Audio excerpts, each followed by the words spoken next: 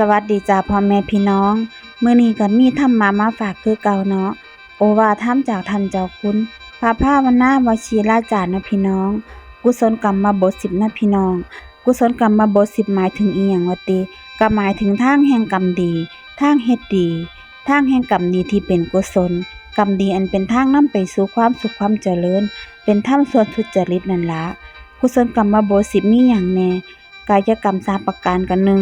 บ่ฆ่าสัตว์หรือว่าทำลายชีวิตของผู้อื่นเขา2บ่ลักขโมยหรือว่ายึดเอาทรัพย์ของผู้อื่นมาเป็นของเจ้าของ3บ่ประพฤติผิดในกามคือบ่ผิดลูกผิดเมียผู้ใดนั่นล่ะวจีกรรม4ประการเนาะ4บ่เว้าเท็จ5บ่เว้าส่อเสียด6บ่เว้าคำหยาบ7บ่เว้าเพ้อเจ้อเนาะมโนกรรม3ประการ